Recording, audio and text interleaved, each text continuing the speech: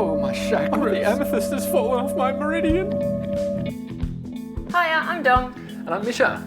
And I have a chronic illness. Me too. So welcome to Anything Short of a Coffee Enema. A podcast on which we'll discuss the things we do or have done to function. And set each other challenges or tasks every time. We are prepared to go to any lengths to achieve reasonable health. Short of a macchiato, up your jacksie.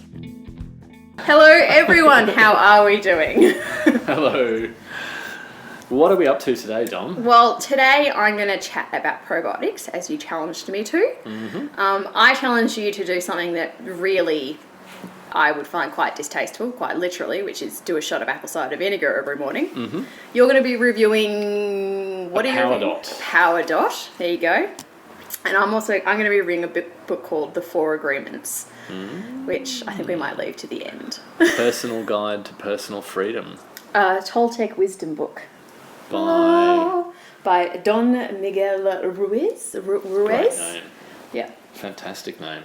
He definitely looks like he should be on Law and Order as an does. investigator, He's doesn't clutching his chin Yeah. and Yeah. not looking thoughtful. Yeah. That's good. Yeah. I like him already.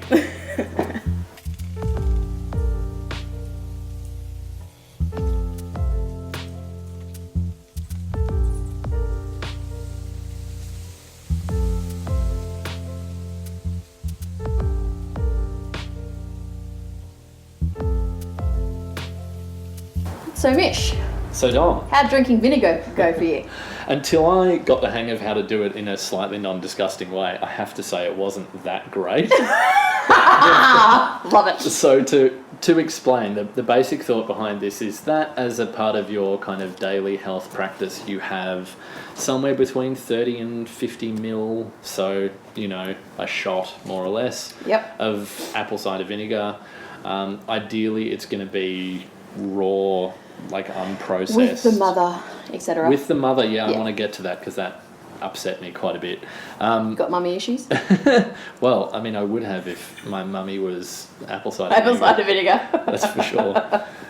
So yeah, anyway, the basic idea is you take around about that amount a day. The theory behind it is, I don't want to get into the detox stuff because we sort of dealt with that in the last episode and it's all kind of bollocks. Yep. But the thought is that it has an impact on your body's pH Yep. levels.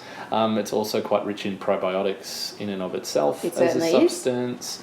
What are other things? Has implications perhaps, or at least some studies indicate it's got implications for blood sugar regulation. Yep. Insulin sensitivity, potential for weight loss in one animal study anyway, which is one of the reasons why it gets so much traction in the...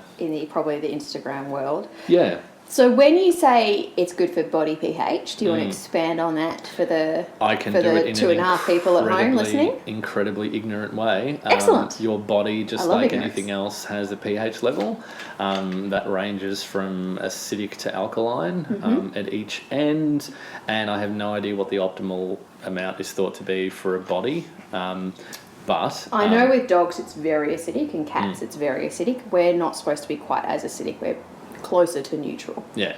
So and just to be perfectly clear, I wasn't doing the urine strips or anything else measuring or anything like that. This was a kind of trial run without any of that kind of stuff.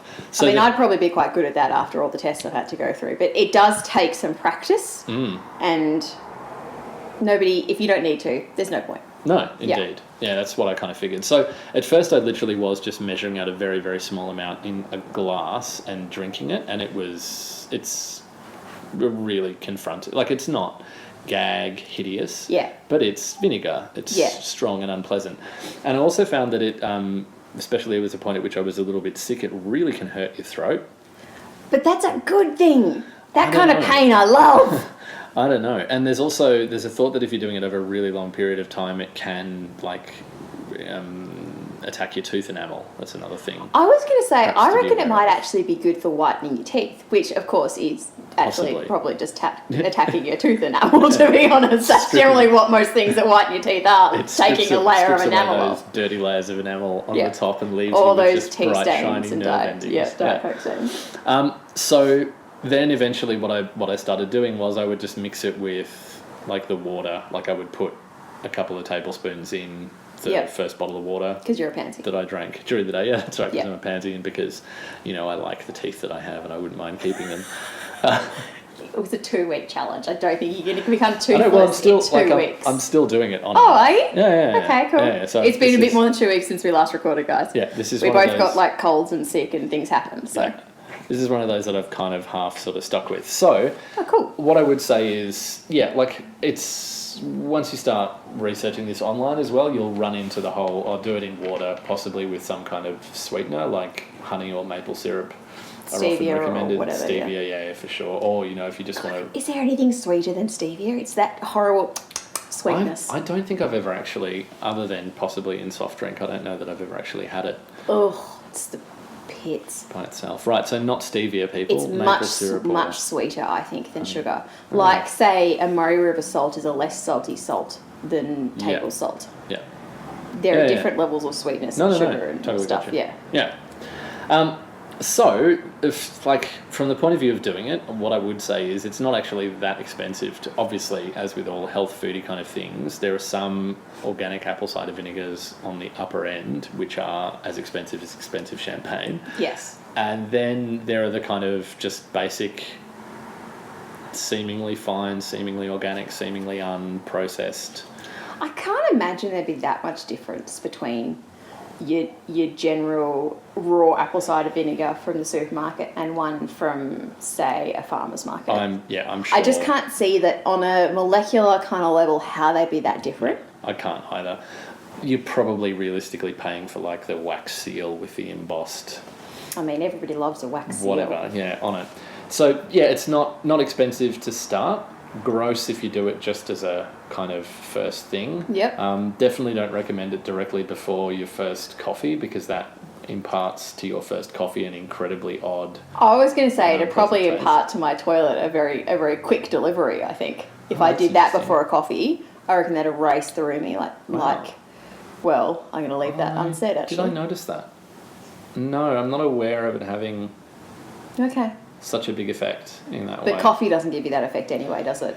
Because it definitely gives me that effect. No, not unless... It's been a while since I had really extreme amounts. Oscar was very, very young when we weren't really sleeping. So since then I've been much better. Yeah, definitely. Most things in my life boil down to being Oscar's fault. And I intend, once it can actually remember the words and phrases that people say to him, I want to impart that information to him because I think that'll make him a well-rounded and sure. and psychologically healthy young man. Well, it's a bit kind of like imparting a lot of Catholic guilt. I don't necessarily remember all the other Catholicism treatment, but I have a whole lot of guilt that I don't know where that comes from, except for Catholicism. And I can't do that because we're a secular family, so this is going to be the thing to do. It'll be just weird parenting tricks. Bring him up humble. That's right, and frightened. And deeply hurt in a way that he can't express properly. That he'll have to deal with for the rest of his life and unpack. Sorry, this went way off topic, dark. Sorry. Very dark indeed. So in terms of the purported health benefits, I guess, again, to take the really easy ones first, I don't personally believe that there's such a thing as a detox, really, as far as the body's concerned. Again, my sort of not very well educated take on that is the best, if you're really worried about that, the thing to do is limit the toxins you're taking in the first place, not think about what you do afterwards. Yeah, I was about to say that, I think there probably is a place for detoxing, but I think it's for people that rely on fast food for their meals every evening and stuff. So they're eating a really high level of saturated fats and stuff. Yeah. And it's just about, when I say detoxing, I mean kind of giving themselves the runs a little bit, just to clear out any crud left on the linings of your intestines. Yeah, quite possibly. So I don't think it's going to clear your skin up or anything, though. No. So then there's that. Then the other not too well attested one is to do with weight loss. So the thought was, in an animal study, they tracked the amount of time that it took for food to move from stomach to lower digestive system. Mm-hmm. And with apple cider vinegar as part of the diet, the speed of food moving was radically slowed down. Which they hypothesized, and this is, again, I'm pretty sure this is a rodent study. The hypothesis was that given that it slows that digestive process, it has the potential at least to make you feel fuller for longer, therefore you don't eat more. as much. So it's not anything inherent in apple cider vinegar that's going to like make fat melt off you or anything like that. It's what a gigantic surprise. Those substances do not exist. You telling me a skinny tea is not going to make me skinny the moment after I drink it? I would never say that to your face, Dom. I wait until I get home and I put a pillow over my face and shout it as loudly as I possibly can. So there's that, whether or not, I mean, obviously all the problems of does that kind of stuff transfer from rodent studies to humans, blah, blah, blah, blah, blah, maybe not. I'd also imagine, I mean, obviously another thing there is just how much apple cider vinegar would you have to be ingesting? Because a really tiny amount to a rat is a proportionally much bigger part of their diet than us, yeah. Absolutely right. So there's that. The pH stuff, again, I'm not entirely across. I don't really understand. I understand in dogs how you change, and cats and stuff, how you change pH level in your stomach. I'm not really sure how I'd go about doing that in a human. Yeah. And what the effects would be. Although studies in animals do show that if your pH in your gut is where it's supposed to be, your immune system is naturally a lot stronger because that's kind of where your immune system is got its little germination from, really. Yeah. So I mean, there's that as a definite possibility. There's also the fact that I think that might take actual research from one of us to really nail down, which may never happen, guys. There's also that, but then I kind of wonder, like, obviously, to the extent presumably everyone's on some kind of spectrum from alkaline to acid in terms of their pH, then there are so many questions. My first one is, what's the optimum for a human being? And then I would think apple cider vinegar would have to move you only in one direction along that spectrum. I'm guessing it's towards the acidic side. So therefore, I love the pause he's looking at me at acidic. Help me out here. Based on the way it tasted. I'm guessing. And the fact you can strip enamel off your skin, off your not skin, off your teeth. The fact that I have no stomach lining and my esophagus is just raw flesh at the moment. Yeah, all of those things indicate acid. So then I have to kind of wonder, like, so surely it's only going to be indicated for certain people. If you're way too on the alkaline side, then this is something. And by the way, if we happen to be getting this wrong, please just flip in your heads everything we've said over the last 3 minutes. Or please educate us. We occasionally like to learn shit. That's right. Happily, you can email us, or you can just, tweet random abuse at us. Or just, yell at us from afar. If you're in Melbourne, we may hear it. That's exactly right. We'll have our ears pressed to windows and things. Not creepy at all. No, not in the slightest. So again, like I would have, in order to sort of do this from a really scientific point of view for the acid to alkaline thing, I guess the first thing I would have had to do is find out where I am, probably visit like a registered nutrition or dietitian of some kind to figure out how exactly I would want to shift that and why. The simple fact is that I didn't, and given that I wasn't doing any of that stuff, I thought, what's the point of peeing on little bits of paper just to see, where. Unless you want to get good at marksmanship, it's kind of not worth it. That's right, and there'll be a chance to talk about marksmanship later on. Weirdly enough, in a review. That was a bit of sizzle for us all. Indeed, foreshadowing. Depending on where I put this in the final edit, if this comes up first, it's foreshadowing. If it's not, then I'll just call back. That's right. I'll have to cut it out or something. Okay, so that's the acid alkali stuff. So it's got, assuming that it's the organic-y, non-processed, got quote unquote the mother in it. This is the bit that got me worried when I was reading up about it for the first time. Assuming it does have those natural elements, it's good for gut flora. It's got the probiotic, basically. Just in general, yeah. It's like your fermented kombuchas and stuff. Yeah. I just, so dearly do I wish that they didn't have to call it the mother. Maybe they've got mummy issues. I try not to judge. What am I talking about? I love judging. Whatever. It's a nice word than rather, it's got floaties, let it have floaties. I mean, I guess. It's just, it brings up, I don't have mummy issues, I have Gaia issues, I think. That's where I'm coming from. When there's a giant mandala on it, that's a problem. No, I just don't like this whole, isn't it enough to say it's good for you without bringing some sort of weird New Age mysticism into it? You are going to love my book review, my friend. You're going to love it. Again, this is either a call forward or a call back. We just don't know yet. It's going to be one or the other. So, what to say? Can I ask a question? Of course. Why have you kept doing it? Because you said you kept doing it. Because if it's not particularly tasteful, did it make you feel any better, or is it just like, Either way, it doesn't hurt me either way, I may as well. There were a couple of things. One, I was sick already and I was figuring certain things that I can do. Like if this seems healthy, that's probably not a bad thing to do. I was feeling pretty run down. Recently, I've been really, really slammed with a combination of work and study. Like I've been working full-time hours. I've got technically a full-time study load. It doesn't taste too feral because I would literally I carry these 800ml bottles of water. Which He's got the fancy glass boss bottle for all of you playing at home because he's bougie. Norwegians, is it Norwegian? It's somewhere there. It has to be somewhere expensive. It is Norwegian. Voss of Norway.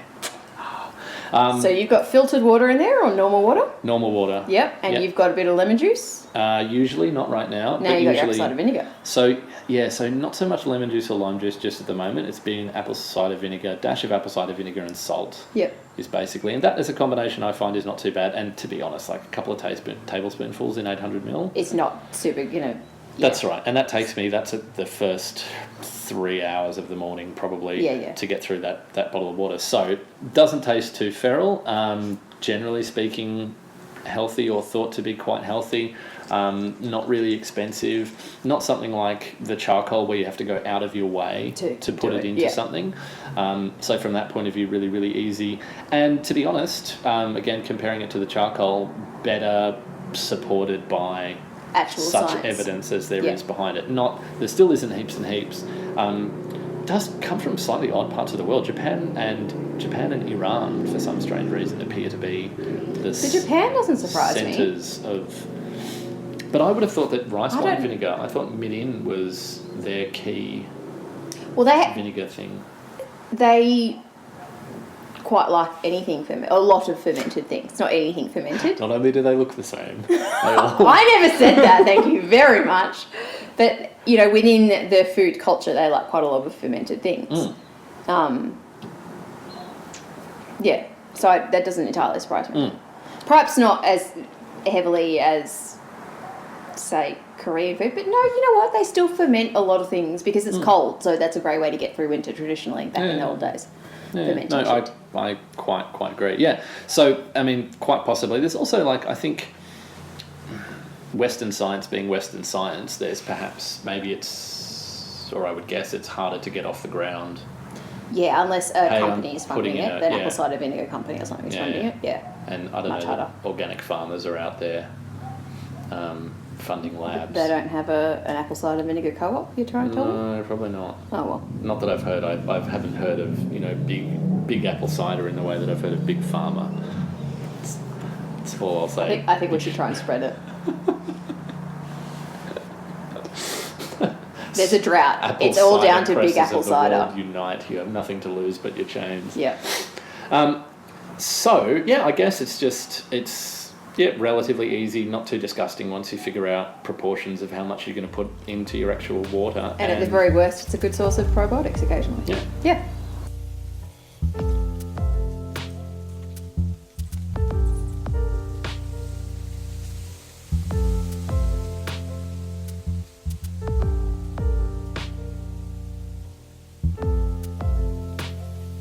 I guess where I want to start is I actually wasn't taking probiotics this time because I did a course of probiotics a few months ago, just before our kombucha challenge sort of thing. So the reason you take probiotics is to combat gut dysbiosis, which is basically when your bacteria is out of whack. That's either due to really poor diet, usually really high saturated fats, high sugar. That's kind of my life, high sugar sometimes. Not always, sometimes. Illness, and when I say illness, I don't mean I've got a cold, therefore I need to take probiotics. I mean Crohn's or ulcerative colitis. I can't speak. Or if you've taken a hardcore amount of antibiotics. Yeah.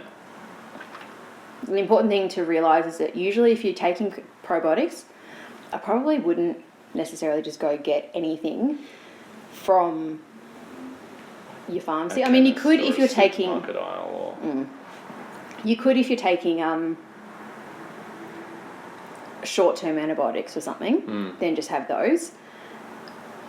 But otherwise, the thing is, all the research suggests, and it's been quite heavily researched, still is being heavily researched, that not only different strains, or not only different varieties of bacteria are important, but different strains within those varieties do different things. And when you put them with other strains of other varieties, they work in different ways.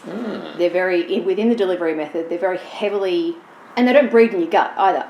So all you're doing is attacking a certain thing at a certain time. Yeah. If you're taking probiotics because you have Crohn's, you're probably taking them every day. Yeah. And it's probably a special one that you've gone to a gastroenterologist for. They've actually done a whole lot of tests and scopes and shit, and then gone, okay, so this is where your imbalance is, this is what we need to do. And sometimes nowadays they might go, instead of taking a tablet every day, maybe you want to consider having a poop transplant. I know. I was wondering how long it would take until we got here, and I'm so glad it's early. Well, I mean, it's not nearly as bad as it sounds. Really isn't. It's just the reality is you're swallowing a hermetically sealed. Yeah, that thing, releases once it's in your gut. Contains. And it's also you're actually not swallowing feces. So what they do is they find somebody who's got the right gut bacteria, they take a sample from them, and then they take out certain bacteria, breed them in a petri dish to the right amounts, put them in a thing. Basically, it's a probiotic pill is what you're taking, sort of thing. But the idea, I think, I haven't done as much research on fecal transplants, but the idea, I think, is that you can take them for a short time and it actually will grow within your gut. That's what I was going to say, and that had always been my ignorant assumption about probiotics. Yeah, it's everyone's ignorant assumption, which is why I think, I wrote it in capitals somewhere, but I also wrote in capitals actually now, and I can see that not all strains actually make it through the gut. And what I think I meant by that in capitals was half the ones that you take from the supermarket and stuff, it'll have ones that you can find in yogurt in high amounts, and have other strains in there as well, but they actually won't make it through the gut processes, so you're kind of taking them for no purpose, really. Now, if you really think you need probiotics, you need to be discussing this with your gastroenterologist, because there's a reason why you need them. And so when I take them, when I had a massive stomach infection last year, I was on antibiotics, 2 different types of antibiotics, one for a month, one for 6 weeks. So I was taking one type while I was taking the antibiotics, and then afterwards I was taking another type because everything else had kind of got a little bit out of whack, and I also hadn't been eating the same that I had been before and that sort of stuff. So I was just kind of supporting the gut until I got back to where I needed to be in other body kind of ways. Look,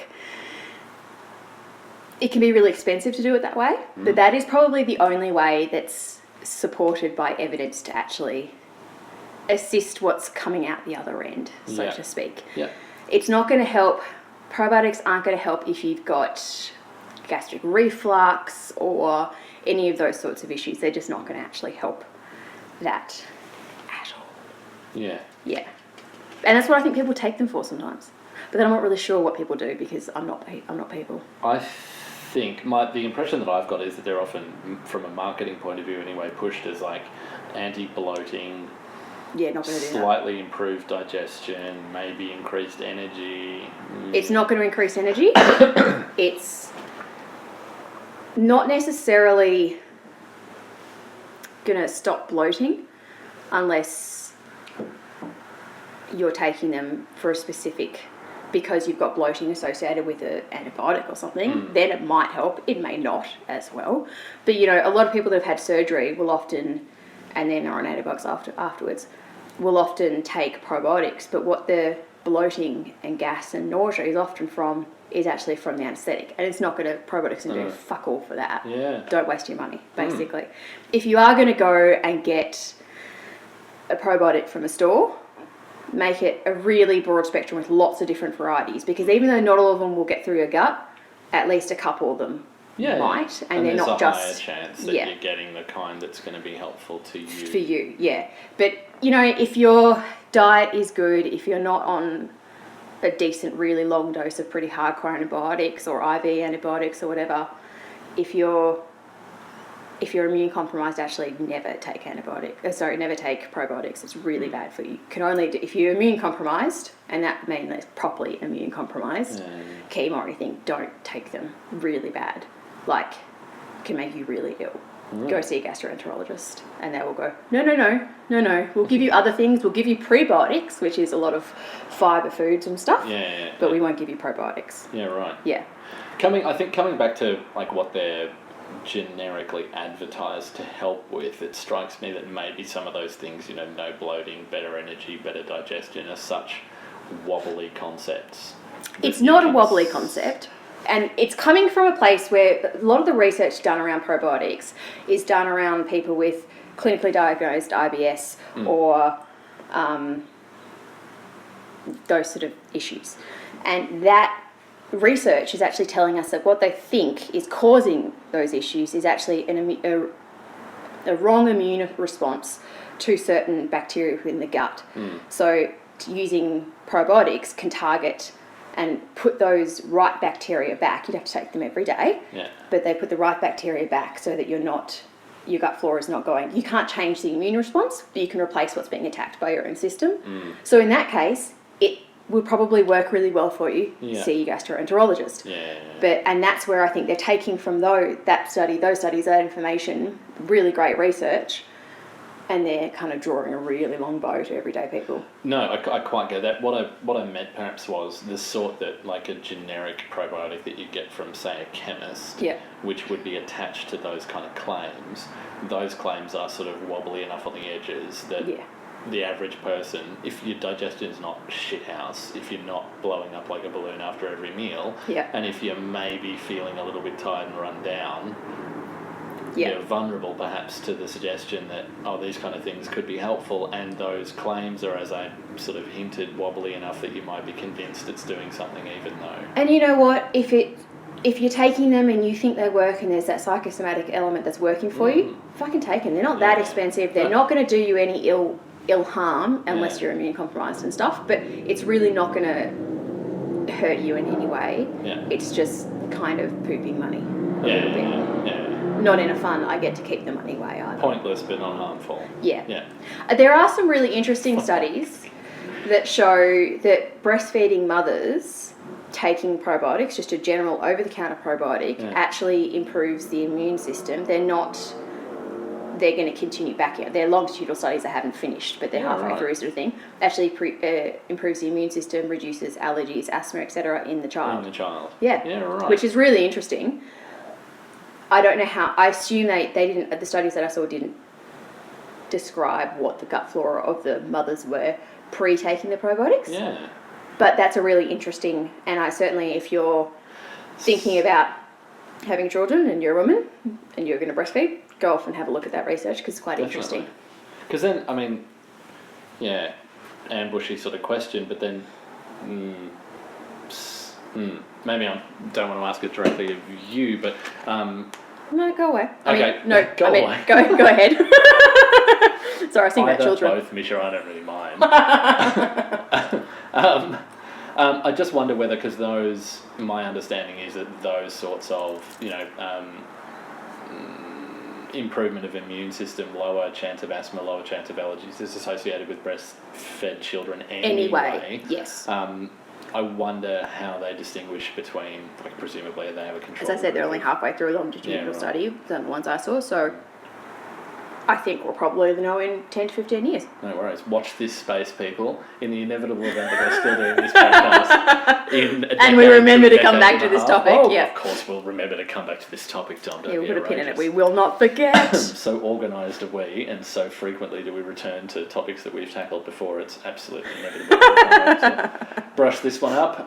Just be patient with us. That's all we ask. But, if there's a chance that you can reduce something like eczema or asthma or whatever in children, then I think most people would take that. Yep.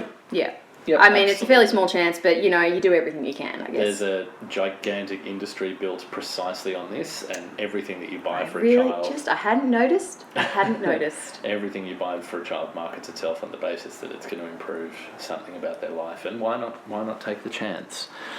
So what you're trying to treat it for, there'd be different, either pre-made, specific, already available probiotics that you need a script for from a gastroenterologist that have certain strains of certain things, or they can actually... So when I had probiotics, last year, one of them I actually had to go to a compounding pharmacy and get them done for me. because they could do it. They just didn't have them in, Yeah. And I'd never been to compounding pharmacy before, and it was fun. The real pharmacists, the ones who don't just dispense boxes and look slightly bitter because they didn't have quite the marks to get into medicine. Exactly. And these are people that, are looking concentrated because they're actually concentrating. It was very fun. Yeah. Wow. I mean, I wasn't really well enough to appreciate it as much as I'm probably appreciating it now. Oh, that's so sad. I know. When you need them, you're not well enough to appreciate exactly what they're doing, so they're bitter and twisted in their own way. Maybe they go home and still go. I really helped that person who looked like she was dying. Because I'm sure it's exactly what I looked like. So, this sounds like another one of those, like, a kind of running theme that we have is, like, step one, reach out to a professional if you possibly can. Yeah, I mean, look, some gastroenterologists are great and some are, as I think with all medical professionals, horse shit. I've actually got 2 on my books. One that I go through for some things and one that I go to see for other issues. Yeah. All sort of gut related. But, one, he's really good at getting your scopes done and stuff. Yeah. Gets you in and out real quick and everything. And the other one is going to sit down and go, okay, so let's discuss what this means and look at things from a different point of view. What I would say is not all gastroenterologists will actually prescribe things like probiotics, because some are a bit like, there's a lot of research behind it, but there's not enough for me to do it. And some of them, I get the impression, still think that it's a bit woo-woo new agey, which is really not. There's still quite a lot of science behind it. There's a lot of science still coming out. There are a lot of studies that prove that for the ordinary person, if they're going to have yogurt or insert brand of probiotics here, that they may as well have the brand of probiotics. Yeah. But they're all sponsored by the brand of probiotics. So when it comes to unsponsored research, there's still a lot of really great research. But I think some old school gastroenterologists are a little bit more skeptical still. Huh. I think the more that they keep in touch with research that's going on, and a lot of medical professionals don't always do that, the more likely they are to prescribe you specific strains, etc. Huh. Interesting. So, that's been my experience anyway. Yep. So what would your... So then I take it your kind of summary for the average person is, sure, go for it if you really want to. Worst case scenario is you're spending a little bit of money on healthcare, which isn't necessarily paying off in quite the way. And it might be cheaper per dose than getting a really good organic kind of pot set, actual probiotic yogurt, not one that they add probiotics to later on. Yeah. Because that can be pretty expensive per kilo, sort of thing. Definitely. So for the amount that you're getting in a dose, that's probably a bit higher and probably a bit cheaper per dose. So it depends on the person. I just actually like eating yogurt. Do you have thoughts on tablets versus powder versus... Not really? All the ones I've taken, they're all in tablet form, and they're all have to be taken around a meal. Huh.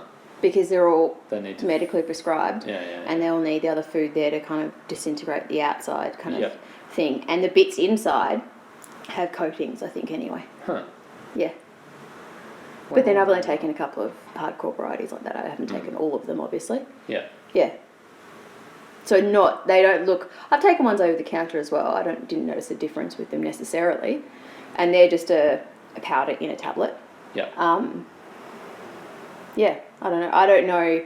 I didn't take note when I was reading research whether or not there's much of a difference. But I imagine in order to get it all the way into your gut, maybe that's why some strains don't make it through the gut.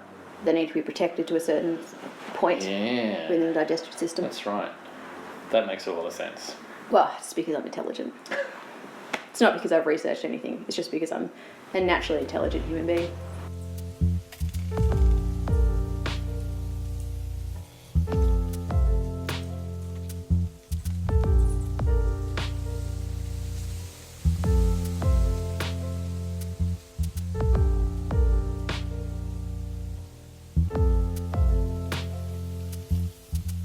All right, so you bought something that you like, is what you're going to review. That's all I've got so far, guys, which is pretty in-depth. Yeah. So the backstory to this, I suppose, apart from my addiction transference to Yeah. various weird recovery modalities. Which I think as a community now, we're all supporting you through this. We're all holding your hand. We're going, as long as you're aware of this, it's a healthier way to direct that. Eventually, we want to get on top of that as well. Eventually, yeah, indeed. Once you've spent all the money. That's right. Once I've hit financial rock bottom, it'll be time to start thinking. Then we're going to address it. Yeah. So look, I think the basic bottom line was, I've been working full-time hours, studying full-time as well. I have a relatively young family, and I just decided to kind of splurge on this thing, which is called a Powerdot. You did a treat yourself moment, didn't you? I did a treat myself moment, no, totally. No. It's treat yourself. Treat yourself. Yeah, thank you. That sounded very strange out of your mouth. Just often do ebonics do not roll easily off my tongue. So a Powerdot is basically what's called, I believe, a TENS, which is... Oh, it's a TENS machine. No, TENS. So TENS with an N is transdermal electrical nerve stimulation, which is a form of pain management. Yeah, which I get at the physio all the time. It's delightful, it's warm, it's like little electric goodness. Yeah, and I have used one of those before just for the fun of it, because Fee bought one when she was pregnant. Because it's thought to be really, really helpful during labour pains.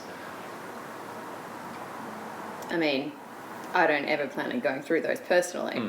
I think what would also help is like an epidural. Yeah, absolutely. But whatever she needs to do to get her through, that's fine. You can have all the electrical nervous stimulation, or you can have all the drugs. Yeah, just give me a nerve block, please. That's what I want. That's right, just switch them off.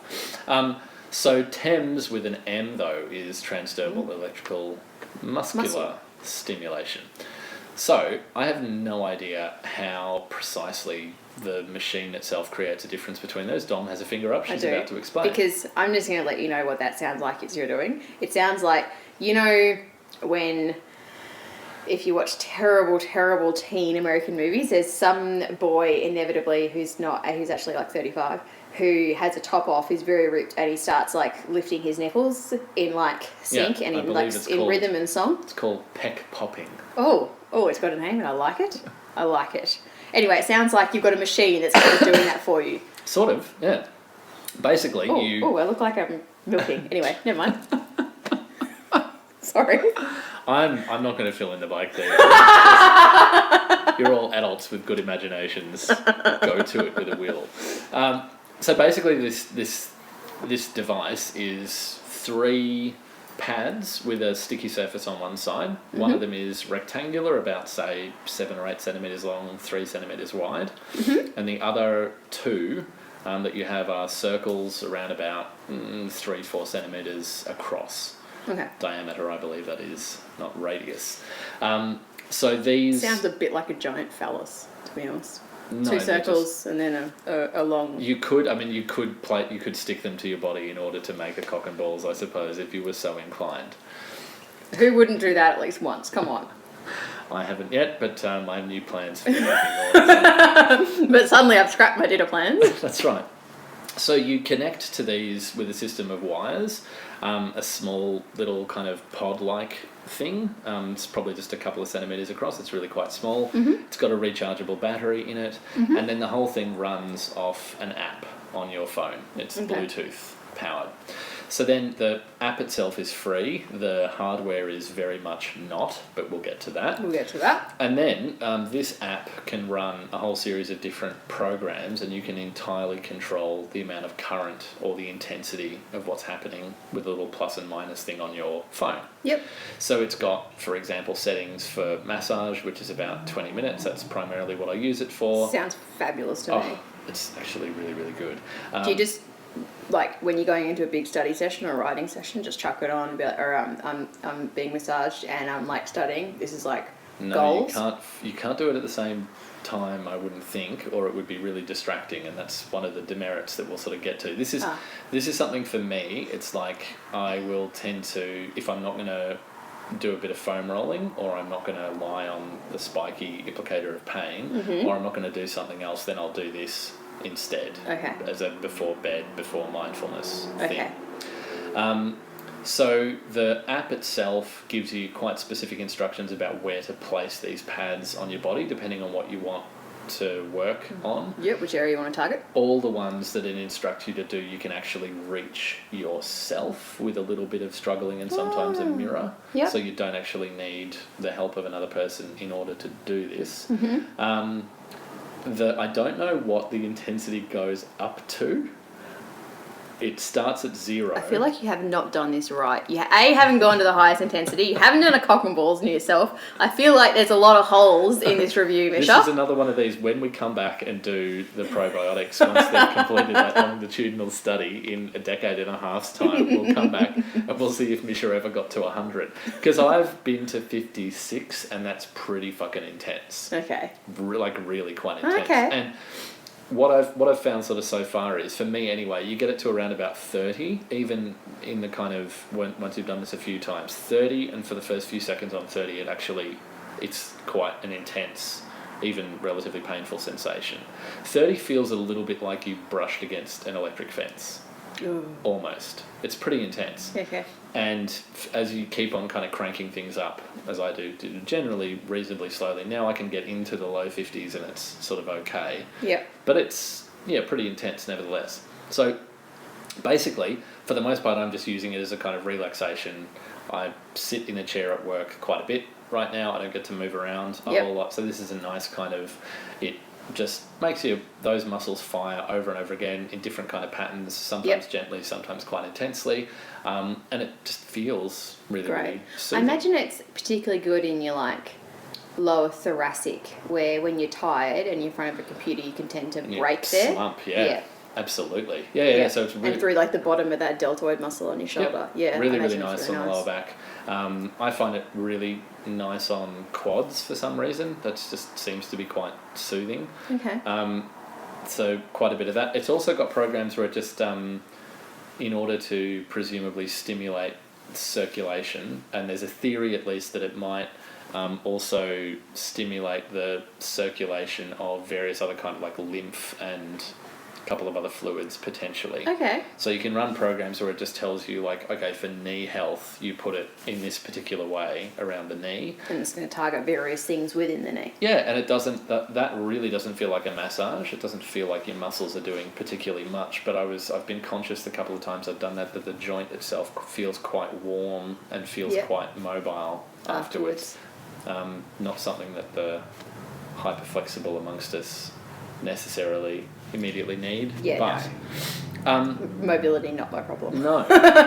So there's there's that as a kind of function, as a sort of relaxation. But if you got arthritis, recovery. I imagine that would be really relieving. It could quite possibly be. It actually, there's a way in which it feels kind of 10 with an ends-ish. Okay. Right? That is, as I said, it's a different sensation that you're getting. But there's a similar kind of, warmth and tingle element going on, which is quite nice. There's also, in addition to the kind of massage recovery settings on it, there are settings which purport to be about increasing athletic performance.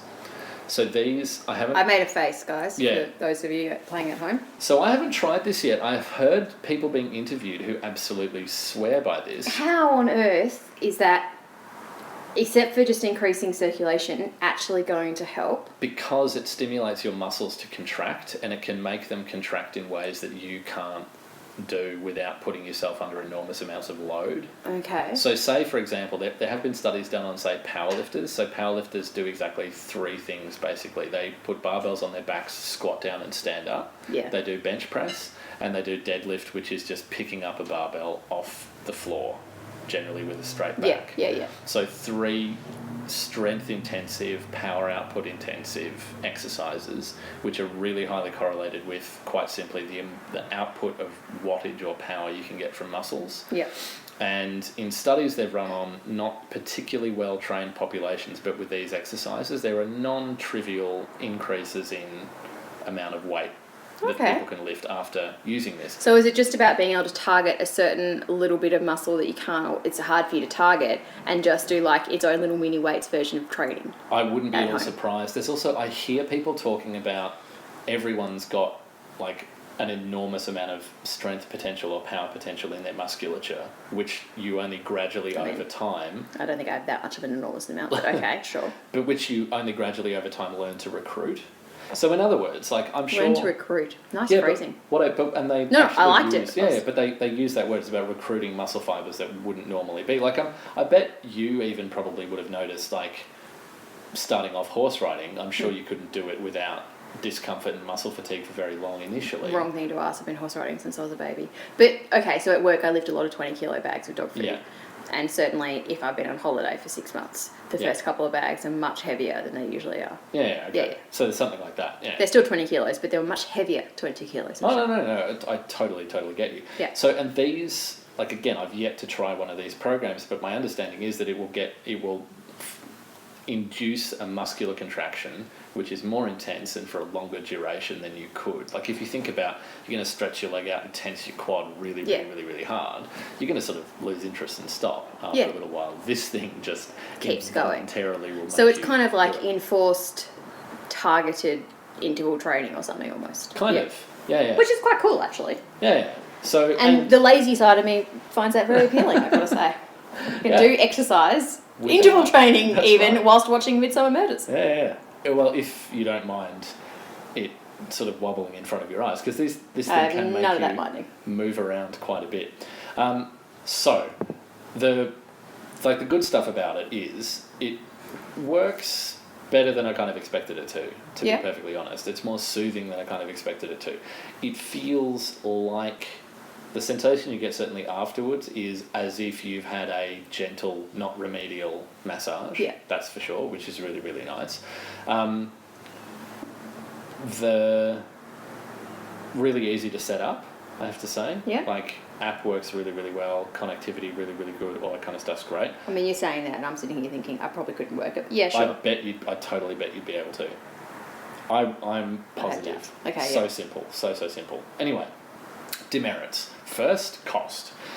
So, starter price for one of these is? Sure. Not the one that I have, but if you want something that's vaguely similar, which is not Bluetooth, and this is where they get expensive, that's right. You're probably looking at a couple of $100.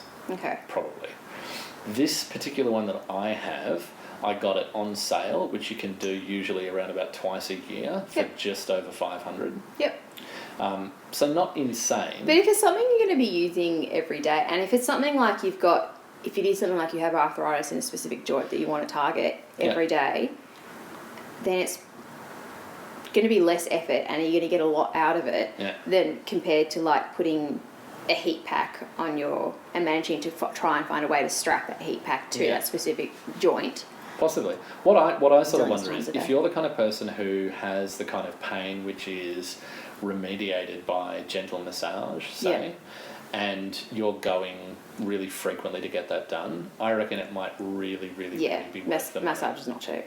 Really be worth the money, especially if you're not going to random insert ethnicity here massage place where in your shopping the centre. Quality is enormously variable. Yeah. Depending on who you happen to get. Certainly, it's a large initial outlay, but it's still not over the course of a year. No. A drop in the ocean compared to what I spend on bodywork. Yeah, I just sort of wondered, like, if you're going to get a really decent massage and you know you're going to be in for sort of $60 to $80 a time, conservatively speaking, like... I'm looking at him like, I pay $90 and I think that's pretty good. Yeah, but... Yeah, so I just wonder, like, if it's in that kind of area and you think, like, especially if you know someone who has one of these that you could try out first and see if you get something vaguely equivalent out of it. Yeah, if you've got bougie mates. Yeah, it'd be really, really well worth a try because that actually does make a kind of financial sense if you can replace a consistent outlay. Yeah, I don't imagine they've got a great returns policy. No. Yeah. Well, I mean, nor do masseuses. Oh... I once had a masseuse where I didn't enjoy it, and I mentioned that to the owner afterwards, and I got a free massage the next time with somebody else. So, nice. Kind of. But when I say $90, then the people I go to get massages from, they're claimable on my health insurance. So they're at a certain level. They're not in a shopping centre. Yeah. No, that's right. They're genuine professionals. Because I pay way too much money to my health insurance, so they should have to pay some money for other things generally. Yeah. So that's one demerit. Here's one thing I would say. Gentlemen, it has, no matter where it is on your body, AIM implications when performing your toilet. You may, as I did. Some people like a challenge, Misha. You may have these hubristic notions that won't affect you. But let me tell you, things can get wild. And I do mean wherever. It doesn't matter. I thought surely not on the lower back. And I should have. The lower back, because at least it's not that far away, really. But if you got a shoulder, like if you got it on your shoulder or something, I can't imagine. Oh, I guess it's if your arm is twitching. That's exactly right. The shoulder's by far the worst. By far. But either way. If you got it on your ankle. Either way, what I'm saying is a little bit of forward planning is necessary. You know you're going to have this thing on for 20 to 35 minutes. Go potty beforehand is all I will say. Make sure your wife isn't home at the time so you can go and clean up afterwards. That's exactly right. If you happen to have like a urinal trench installed in your bathroom, you should be absolutely fine. Or maybe if you've got a really big backyard, go outside. That's right. If you have like a whole line of lemon trees, but they'd better be spread out, is all I'm saying. Because you're not going to be able to direct. Well, we've got a fox problem in Melbourne, and apparently peeing on your perimeter helps keep foxes away. I don't necessarily believe that old wives' tale 100%, but it can't hurt. Once again, you can give it a go. So long as you have a wide perimeter, this is absolutely an application. So yeah, cost, demerit number 1. AIM, demerit number 2. As far as demerit number 3, there's another cost which I haven't encountered quite yet, which is eventually the sticky on the pads will wear off. Yep. What I will say is... Did you get a bit of does it make you itchy? No. Because when I've done like Holter tests and stuff, which is when you wear a thing that monitors your heart rate for 24 hours or whatever, those sticky little pads. Those hospital ones, my understanding is, as itchy number as one use, and number 2, they really want it attached to you. Yeah. And with no half measures. Yeah. I'm sure. So it's not quite as sticky? No, not quite as sticky. Fine taking it off hair, by the way, as well. Oh, okay. It's weird. I was sitting here imagining you with just funny shaped, like waxed bits on your hair. On your thigh. Take it out. Yeah. Another reason not necessarily to go the cock and balls route, ladies and gents. I would say it's not the reason 4, but we're all different. There's no accounting for taste. No, so it feels like there's an enormously thick sort of layer of adhesive on one side. It feels kind of gummy rather than really sticky. Oh, okay. I would have to say. It comes with these sort of very slick plastic things that you stick them back onto once you're done with them. Yep. The app periodically reminds me or suggests to me that I should buy new pads. Sticky dudes. But I haven't had to. The thing itself comes with 2 sets of them. Yep. So, I mean, so far, and I've had it for... Just trying to think how many cycles I would have put it through so far. I would be shocked if it's under, say, 30 at this point. Yeah, okay. And the first set of pads are still going really, really strong. So, but that's about, I think, somewhere between $20 and $30 for a new set of pads. That's not too bad, I guess. If you're going to get 30-ish uses out of them, that's all right. At least, I would say. And probably, like, to be honest, probably if you're, if you're not particularly hairy, that you're probably going to get even longer out of them. It's recommended that you have a shower and dry off, probably ideally first, so your skin's not super oily when you put them on, all those kinds of things. So it's not just attaching to dead skin rather than to actual skin. Yeah, that's right. But as I said, like childishly simple to set up, very, very pleasant if you're doing it purely for the massagey recovery sounds super interesting. kind of thing. And as I said, like if you are any kind of athlete, there does appear to be some evidence for performance increases for what that's worth. Cool. So if you're going to spare $500, people, sounds like good times. But again, you can get, like, if you don't mind having the ones with wires, like the ones, if you imagine something that's sort of like, I don't know, about the size of an old brick mobile phone with wires connected to the actual pads. So it's a bit unwieldy, probably not a walking around with you sort of system. Probably chuck it in a pocket though. You could, yeah, I guess. Yeah, wander with a around the few house with it wiles. tenting your butt either side. Exactly. With your, your old Nokia 3310 in your pocket. Yeah, exactly. You can do that. So, but those, a couple of $100, and you're definitely there. And incidentally, like, it's not as if that's a kind of price that's pure, like, hipster sport gouging. That's approximately what a tens will set you back. Tens with an N, like they're quite expensive. Yeah, they're not cheap. I don't have one because they're not cheap, and also because my physio has one. I see her all the time. Yeah. Again, I would say, like, if you're in for a splurge, or if you have some reason to suspect that it will replace a sort of routine of going to pay for massages, I think it's actually. Or even if it's just if you do have something like arthritis and you're sucking down Panadol, osteo, or whatever, like, it might be worth it. Yeah, I can't absolutely swear to it. No, but it's certainly worth the risk, I think. Yeah.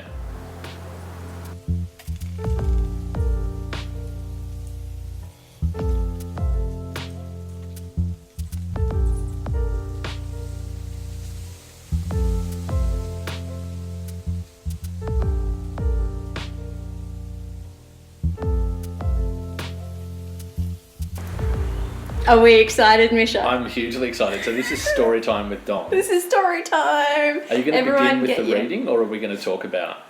I'm going to talk about it a bit first, and then I'm going to read a passage to you which exemplifies why I like and dislike this book. Awesome. All in one. Go for it. So the book I'm reviewing, I'm discussing. Discussing is the better term, I think. Is a book called The Four Agreements.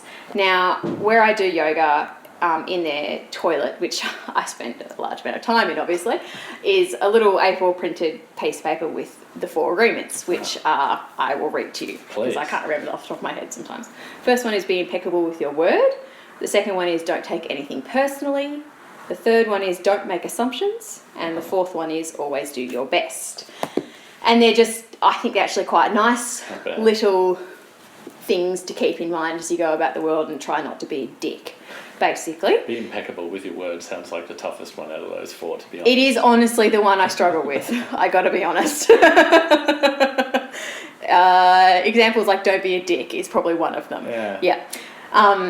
So I printed this off and I sent it to a couple of friends that I thought would really appreciate those. Not, the friends that I thought were real fucking dicks. the ones I thought really needed to be, or not take things personally all the fucking time or whatever. No, just the ones that are in my world that are slightly more yogic leaning sort of thing. I thought they'd like that. And so one of them then gave me the book of the Four Agreements, which is not just the Four Agreements, but a book about the Four Agreements and putting them into your world. What, 120, 140 odd pages? 140 exactly. Look at you with your guessing, luckily. I've been around a lot of books. Guessing, luckily. And it kind of expands on the Four Agreements, which is handy. You probably don't need that. The Four Agreements, each one has a little kind of couple of sentences that goes with it anyway. Yeah. I love the Four Agreements, actually. I think they're really great little tenets to remember. The book has moments of greatness and moments of I want to slit my wrists all of the time. It's very kind of new agey. It's meant to be from an ancient Toltec wisdom. Oh, God. So anything that says ancient wisdom, generally my bullshit radar starts flashing, beeping, as if it's reversing, all those sort of things going off. If it was so good, guys, where's your civilization now? Yeah, kind of. But it is really good in terms of if you need to motivate and foster a little bit of self-love, a little bit of ways of checking in on yourself emotionally, checking in on your self-talk, all that sort of stuff. It's a really good actual way of doing that. Yeah. Because some of the stuff in there is really great about that. Because when it says, be careful with your word, a lot of that is be careful with your word internally as well. So, don't sit there and shit on yourself, basically. Yeah. That sort of stuff. It always kind of reminds you not to judge yourself. It does that whole thing of reminding you that in yoga they call it taking out the role of the compassionate witness, where you're looking at yourself and you're going, you're not going to be the same day today, accept what you are today, and tomorrow you can be better, tomorrow you might be worse, you just do your best in every day. It doesn't actually, what your best was yesterday may not be the same as today, and don't judge yourself for that. which I think is great, especially given that I have chronic illness and my best is very different day to day. Yeah. Where I don't like it is that it just for someone who doesn't like organised, it's not about organised religion. It's not meant to be organised religion. Yeah. It feels very organised religion-y in parts to me. So I'm going to read a little passage which does I'm so when the cat decides whether or not it's going to jump over, under, or around the wire in a second. Hold on. Okay, it's just going to chew the wire. That's fine. We're all good with that, right? Totally. So it's not the shortest passage in the world. It's not particularly long either. It's a pretty small book, and the writing isn't tiny. Sorry, so it's easy enough to read. All right, so respect your body, enjoy your body, love your body, feed, clean, and heal your body. Exercise and do what makes your body feel good. This is and you're going to not like this little bit, this is a punja or puja to your body, and that is communion between you and God. Okay. You don't need to worship idols of the Virgin Mary, the Christ, or the Buddha. I think it's just Christ and Buddha. I don't think they needed but okay. You can if you want to. If it feels good, do it. Your own body is a manifestation, we're getting into hairy territory again, manifestation of God. And if you honour your body, everything will change for you. When you practice giving love to every part of your body, you plant seeds of love in your mind, and when they grow, you will love, honour, and respect your body immensely. Bits of that, okay, sure, yeah, cool. Every action then becomes a ritual in which you are honouring God. That feels very Catholic to me. After that, the next step is honouring God with every thought, every emotion, every belief, even what is right or wrong. Every thought becomes a communion with God, and you will live a dream without judgments, victimisation, and free of the need to gossip and abuse yourself. See, good bits wrapped up in a slightly culty sandwich. Why? I'm fascinated by that. Why? I wonder if it's just the extra oomph that set of concepts gives to things. Like, I'm curious, sorry to do what I do on every single episode, which is, like, I'm deeply puzzled by why 12-step systems need God in them. I think the idea, I think, behind why this has a lot of God in it is because it is originally drawn from a version of religion. And the idea is that if you practice those 4 agreements, then that is the way that you honour God, or that is the way that you act in a religious manner. Not being a dick in the Catholic Church apparently is the way that you glorify God. Some would say that that's entirely wrong based on the history. But usually, I'm not saying you have to behave that way to get to heaven, but it's kind of that you can only really truly like God or have faith or whatever if you do those things. I think sometimes it doesn't go really heavy on it, on the God bits, and sometimes it really goes heavy on the God bits. Galloping down that path. Yeah. When it doesn't always need to. Sometimes you can just kind of back off and go, there can be bits of the God at the end, but then in the middle you can just talk about how you can get to that point where you are loving yourself or whatever. That is why I really wonder, like, it must for some people provide an extra sense of power or obligation or something behind these concepts to make them somehow more meaningful.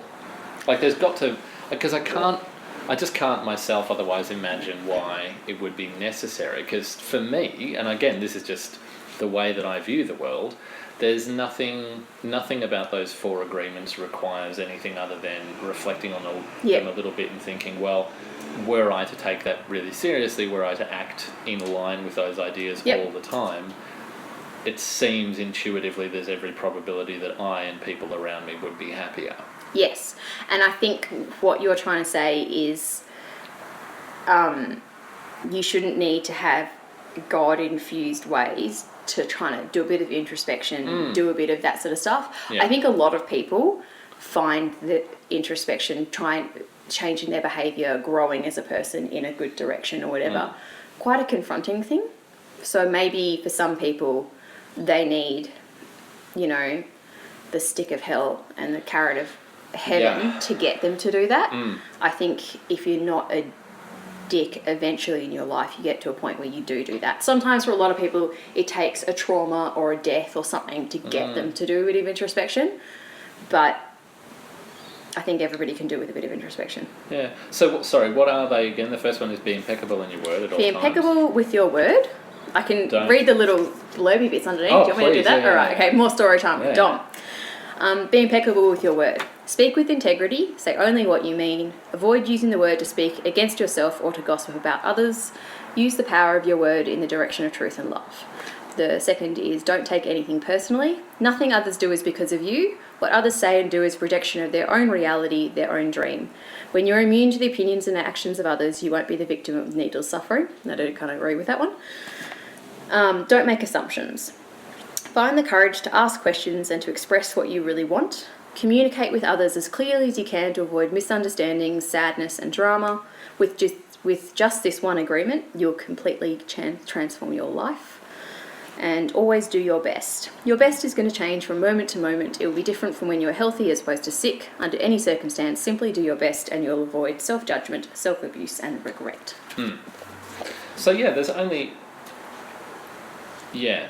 It's just kind of don't be a dick, really. It really to yourself is. and to others. Correct, yeah. I think and I know I've said that 400 times, but that's really what it boils down to. For sure. I think the one that stands out to me as have no argument with it, I think it's pure genius, although very difficult to achieve, is don't take anything personally. Yeah. That's so good. So entirely accurate. Yeah. I'm okay with that one. That's not one I need to work on so much because I'm a lot more arrogant than you are. And I don't really care about others' opinions of me that much. Even in saying that, even in like confessing arrogance, it's like, but I'm better at that than you. Like, I think that should be understood. I mean, that's the point of the arrogant bit, isn't it? Sorry, I have a healthy self-esteem, Misha. Healthy self-esteem. This is probably why I have healthy mental health. That's so wrong. Feels so right. Yeah, the one that I have the problem with is being impeccable with your word. Because I have no filter. What comes through my brain tends to come straight out my mouth, and what I interpret that as is stop for a second, look at what you're about to say, then actually say it. Or maybe don't say it. I wonder. I think...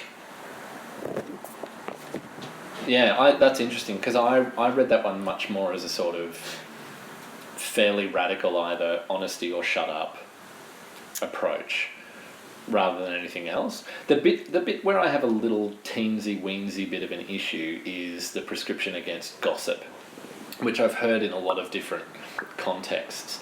I actually don't. I think there are two things. I think one, if you're really living the don't allow other people's, like, you know, don't be concerned about other people's opinions, whatever the second one is, then the gossip thing should be kind of irrelevant, surely? I think, no, because people don't always know you're gossiping about them. It doesn't necessarily hurt them if you are. I think what that's trying to say is that there's a thing in Judaism where when you're talking about somebody else or other people's issues or whatever, because it's a community thing and whatever, then that's fine. That's entirely fine and normal, and it's actually a healthy thing to do. But if you're talking about somebody else's life and whatever in order to make entertainment out of it, then that's not a very nice thing to do, and shut your fucking trap, bitch.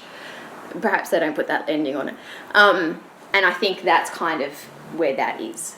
Yeah, possibly. Because it's human nature to talk about other people. Yeah. That's my excuse. It's human nature to do that. But I think it is. Like, in a really profound sense, it is. We're social. Even at its most venal, gossip is an attempt to figure something out about other people who are complicated. And I think sometimes it's something to figure out about yourself a little bit too. Maybe. Like why you have a problem with that thing that person's doing or whatever. Yeah. But I think... So, I mean, we all have somebody in our work environment who's not the popular one. Do we? We do. And... No idea what you're talking about, though. Standing around when you're at work and that person isn't around bitching about them is just not a nice thing to do. No. Because it makes it awkward for them. They know you've been bitching 100%. About them, that sort of thing. Take it as that. Because they're not necessarily taking it personally because they don't know what's happening. True. But it's also just not very productive. No, that's You true, could talk about something that was much more useful, like actually your job. Yes, I suppose. Stern and dutiful Dom. Again, remember Misha? Dom is always right and talks about herself in the third person. So true. Entirely. So what do we know? I'm just going to nick this for a second. Go ahead. Do we know about the paragon who wrote this? He used to do something else with his life. His mum was... Don Miguel Ruiz. His mum was a Toltec teacher person, preachery type person, I think. And he moved to America and was like, woo, I'm a medicine or something. Right. Podiatrist or something. So the acknowledgements strike me as pretty interesting. I would like to humbly acknowledge my mother, Sarita, who taught me unconditional love. Then it takes a turn. My father, Jose Luis, who taught me discipline. His dad was an asshole. I get the feeling that there were different parenting styles going on. Wowzers. Here's one immediate and massive criticism I have of this book straight away. The first approving blurb is fucking Deepak Chopra. That's the kind of, you know, put down I expected from the start. You're way too reasonable early on about the this. King of woo-woo himself thinks. Look, it's certainly in the woo-woo realm of life, but I think Yeah. if you need to take something from it, you can definitely take something from it. Yeah. Even if it's just maybe the main things. Quote of chapter 1: "Living is easy with eyes closed. Oh, It's understandable." wait, come here. See John Lennon. I mean, look, you didn't even read out the title of the first chapter, which is Domestication and the Dream of the Planet. Yeah, look, if you're going to read it, skip the first chapter entirely and go from there. And the second chapter is the first agreement, be impeccable with your word. Yeah, the first chapter is one of those bits where you want to slit your wrists and write his name in blood so that they know it's his fault that you committed this unspeakable act. Because it's a terrible, terrible chapter for anybody who has a rational, logical mind. Trigger warning. Sorry. Trigger back warning. I'll cut that out and put that before the vivid picture that you drew in your own blood, Dom. Sorry. No, that was great. We know now, I think, what Dom thinks about this. I think... Look, I'm not throwing away the book. I enjoy parts of the book. I just... Yeah, you had a strong reaction to that. To the first chapter. The first line of the first chapter is, what you are seeing and hearing right now is nothing but a dream. Yeah. If you're in my dreams, Misha, I want a refund. That's right. I've got some stern words for my subconscious. Like I think maybe many a kind of philosophy for living or roadmap for living, probably one of the things that people really, I think, ought to say but don't say enough is find your own version of it that works. Yeah, that's what I meant by, I guess, by take what you need and then leave the rest. If pruning the God word out of it is a good way to go, or indeed the ringing endorsement of Deepak Chopra or the John Lennon quote or the discipline of the father, whichever aspect of it might be. But it is like the same kind of thing, like even they tell you it, just to drag it kicking and screaming back to 12-step meetings where there's some God talk as well, they do tell you, take what you leave and take what you like and leave the rest. Yep. Which is, I think, really, really important. If you're going to go chasing a mode of living or a mode of thinking, it's a really good idea, I think, to make it yours. Yeah. Because it strikes me that that's a way to make it less painful for yourself as well. You don't need to be a drone or a slavish, cultish kind of follower. You can still improve yourself and do self-introspection and stuff without having to take on bits that really contrast your inner values. Yeah. And also, like, another one is, especially if you're leading off with something like be impeccable in your word, like, that's quite an absolute prescription. Yeah. Which can, in certain circumstances, be a recipe for... Well, I think that's one of the reasons why he follows up with later on, always do your best. It's going to change. Yeah. So you weren't so impeccable today. Tomorrow we can do that's better. Okay. Yeah. That's exactly right. Yeah. Anyway, if you're in first year philosophy at university and you've just read The Alchemist by Paulo Coelho for the first time and it blew your little tiny mind, you probably really like this. Putting it out there. And if you're not that person and you need a bit of reminding on how to practice a bit of self-love, I think there are bits you can really take out of it that would be quite helpful going forward. Just only take what you need,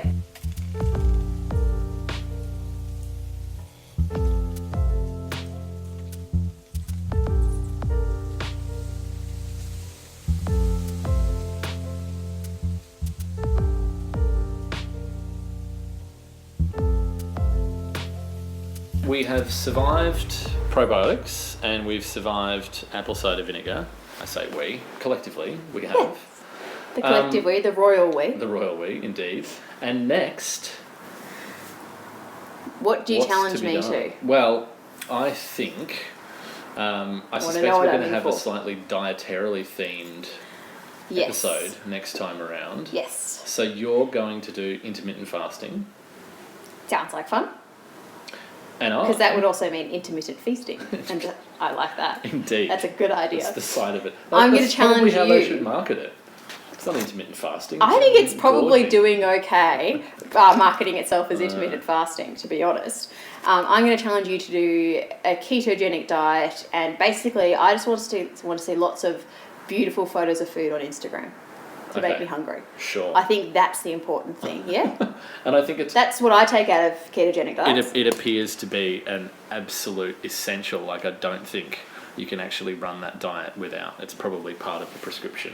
Yeah. You know, mostly fat, a little bit of protein, lots of Instagram activity, no carbs. I think See, exactly how it instead works. of Instagram activity, you should have said lots of hashtags. Absolutely. Now, I've got an update as well. Ooh, what's your update? In this final section. So you challenged me to an acupressure mat. I did. Of late recently. Yep. Also known as an applicator by my Russian ancestors. I don't think it's known as that by anything except him, by the way. And then you miserly human that you are, took yours back that you were lying to me. Snatched it from you. Yes. Barely had it begun working out well for you. I know, and then you took it. Yep. Took it.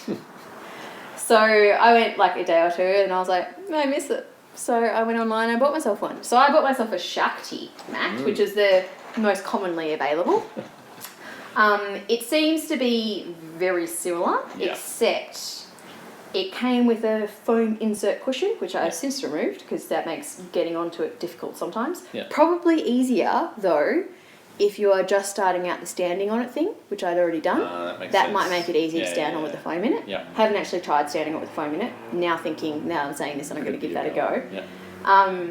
But you can choose, so the different colour, so the one that you lent me was a very natural brown.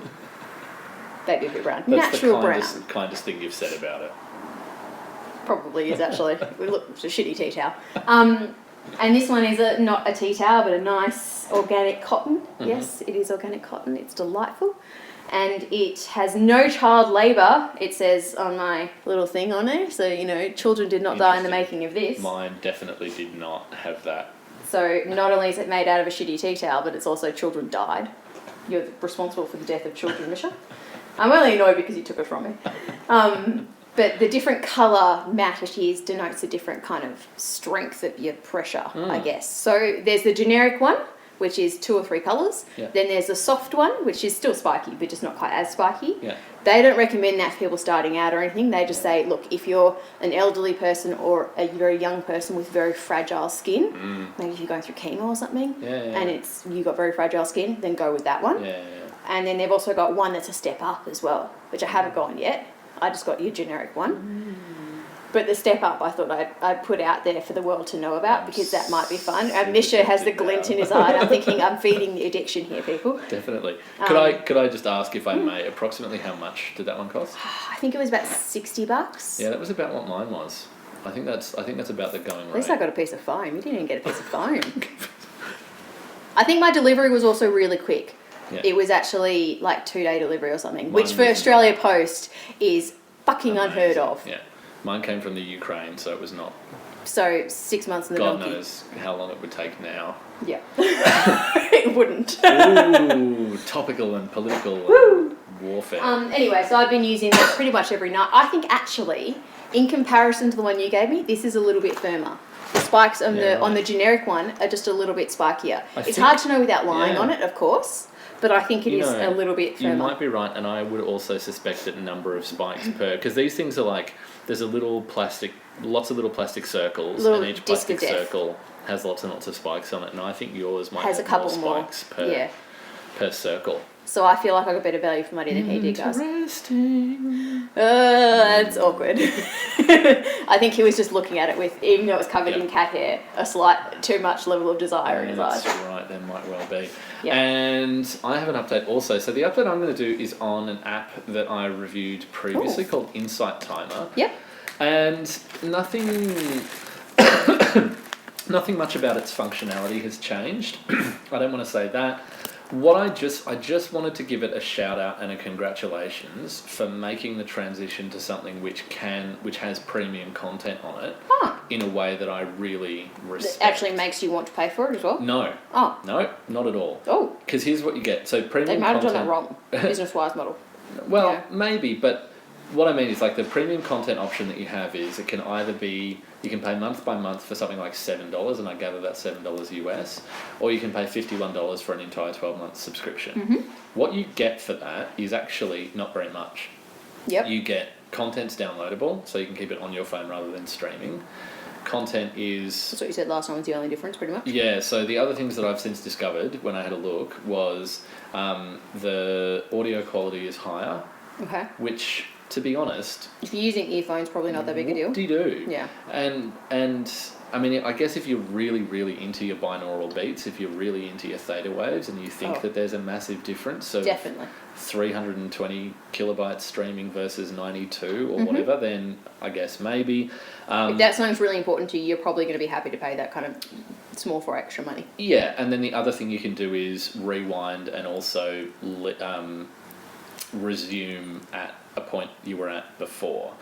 Again, not 100% sure exactly how useful, just because the ones that I use, it's like the timer for a certain amount of time with just rain in the background and some gongs. Yep. So if for some reason, if Oscar starts crying or something else and I'm interrupted... That gong was really good. I need to go back to that gong. Don't actually give a shit what point, like it was interrupted, whatever, my mindfulness session was interrupted, meh. Yeah. If on the other hand you're listening to talks from speakers, if you're really into, say, on the good end, Tara Brach, and on the bad end, some frankly incoherent wannabe gurus who do long waffly talks on God knows what, like endless topics. On being impeccable with your word? Just quite possibly. But if you're really into that, I can see why you'd want to pause it and rewind or whatever, yeah. The thing that I just wanted to say, I guess, was, very often my experience has been anyway, that apps that go from free to having premium content absolutely jam the premium content on you. In other words, you're constantly avoiding ads, or you're having to reject the premium option time and time again. It's really invasive in some way or other. Whereas this one, it's simply one square that comes up in one section, which just says premium content. You have to choose to click on it in order to get the info on it. I like that. And there's a simple no thanks down the bottom if you're not feeling up for it. And that's all. Literally all. Every other piece of functionality on the app is exactly as it always was, with no change whatsoever. And I just think that that's really nice. The other thing that it does say is that if you become a subscriber, you are in some way obviously like funding the free use of other people. Although, again, there's obviously some way in which... Because I don't know if you've heard this enormously cynical but very true comment about apps and the internet more generally, which is, if you're not paying for it, you're not the customer, you're the product. Yeah. The idea behind that being selling your data. In some way they're selling your data. Now, I have no idea what kind of data from my usage is really fond of a gong, guys. Profitable. Let's advertise gongs at him. But this is the curious thing, like, what could it... I'm not aware that it's got my location as a possibility. Certainly, of course, it could be tracking... It would take that off your phone, though. Possibly. But it certainly could be tracking what I actually listen to, but again, I'm not 100% sure what... Who knows? Anyway, it doesn't seem to me that there's anything interesting that... But they might just be using that as they know you're probably a man, I imagine. They know that. They probably know where you are. From my profile picture, they think I'm a Jack Russell cross fox terrier. Facebook has never, not once, ever assumed I was a cat, and my profile picture has pretty much always been a cat. So I don't know if they take profile pictures into account, Misha. But they will know where your location is off your phone, whether or not, because at some stage he's probably said, yeah, I'm cool to give them that information in order to get to the app. Maybe.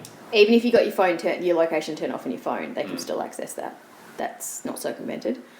And they probably use that for demographics to sell to other people that might be advertising to you, or just to fucking political companies, whatever. Oh, sorry, parties, not companies.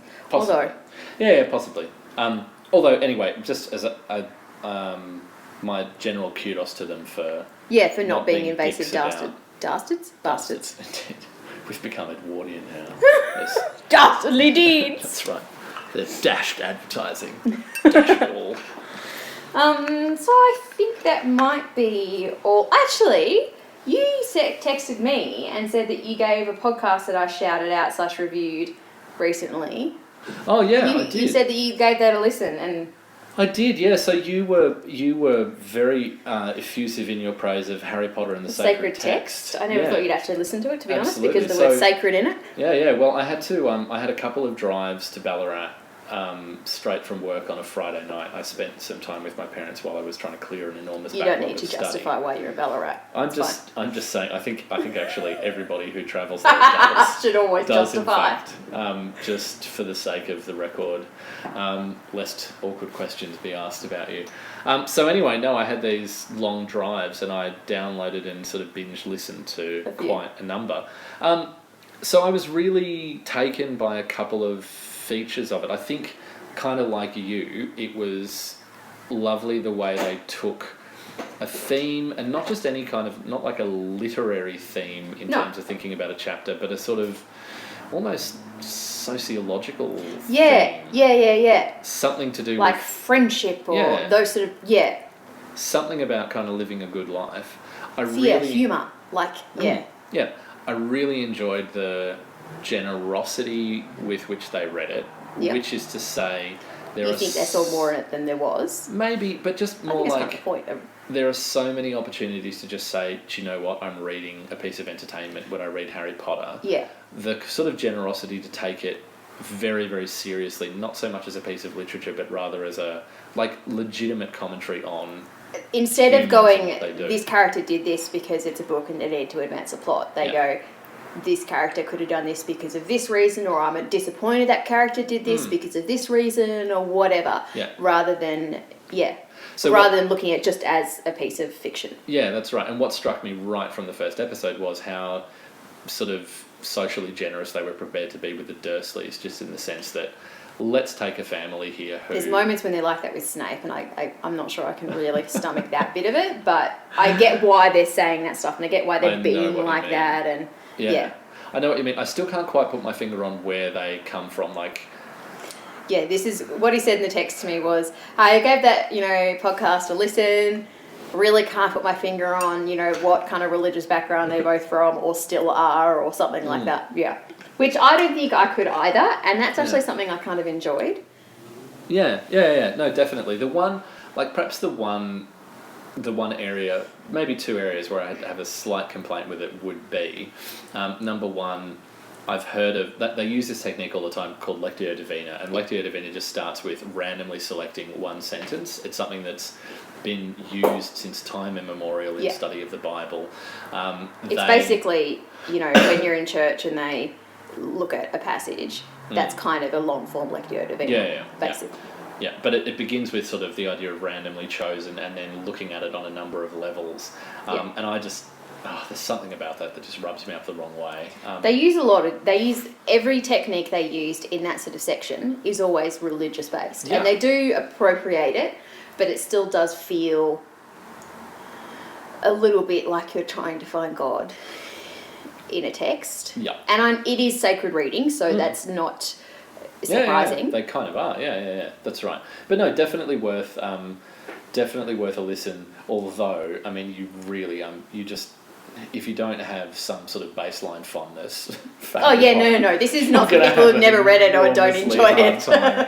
You're going to have such a hard time getting along with it. But no, I was very, very, very pleasantly surprised. Although very suspicious about the idea that someone could say I'm a humanist chaplain. And then I think later on she says that she's not actually, she's an atheist as well. Yeah, quite possibly. And she comes from, it's a fascinating sort of little case. Because she also says that she's Jewish sometimes, yeah. And that's not the idea, weird as it sounds, for someone to be a totally secular or indeed atheist Jew is actually not in any way weird. Especially given that she's female, given that Judaism goes down the female line traditionally. There's that, but there's also like it's such a you can be what I think is called It's a culture as well as a religion. Yes, definitely 100%. And textual criticism and study is so much of a part of it that Yeah. I've even heard there's a fantastic story about a very very very orthodox, sincere rabbi who's asked by one of his rabbinical students who wants to be a rabbi, who eventually pulls out and decides to go to university instead, but he's at sort of yeshiva studying to be a rabbi, and he says, look, I'm just having this big problem. Crisis. Okay, so what's that? Well, this, whether God exists is really, really tricky. And this important rabbi, part of religious study. as I said, totally orthodox rabbi, apparently responded, intellectually, that's 50-50. Well, I have an extended family. Do not get that Yeah. in other churches. Well, let me tell you. I have an extended family member that is the Jesuit order. There we go, got there eventually. Right. Yeah. And their whole thing is proper. to question whether or not God exists, whether or not science, all that sort of stuff. So you become a Jesuit priest not because you're certain, but because you're questioning. And so, I've had discussions with him about whether or not God exists and, evolution versus everything else. And he's like, I don't know. I think evolution's probably right, and I don't, I'm not really sure about a God. I believe I'm spiritual. I'm not 100% sure I'm sold on a God per se, blah, blah, blah. But he's also a priest. Well, and he feels very comfortable with himself. That's not every area of and presumably Catholicism. It's not every Orthodox rabbi either, now that I think about it. Yeah. But I like that there is a real duality in that podcast between religion and one's own determinism, I guess. Yeah. No. Anywho, Very all good important to chat about, and I like chatting about Harry Potter anytime I can. Indeed. Never time wasted. So we'll see you guys next time. We will indeed. On Catch that you later. weird, never time wasted. We've just wasted your time.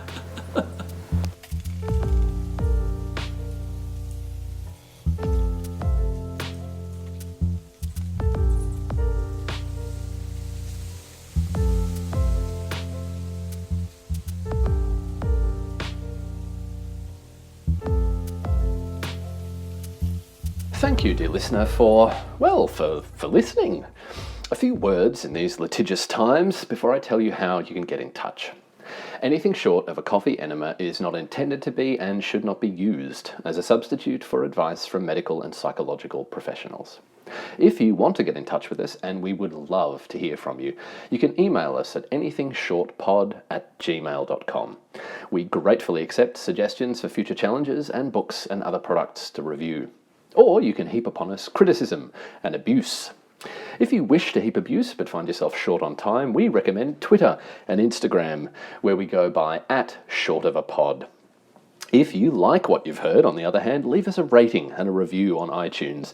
Tweet about us, or, like the common cold or herpes simplex, spread us by using your mouth.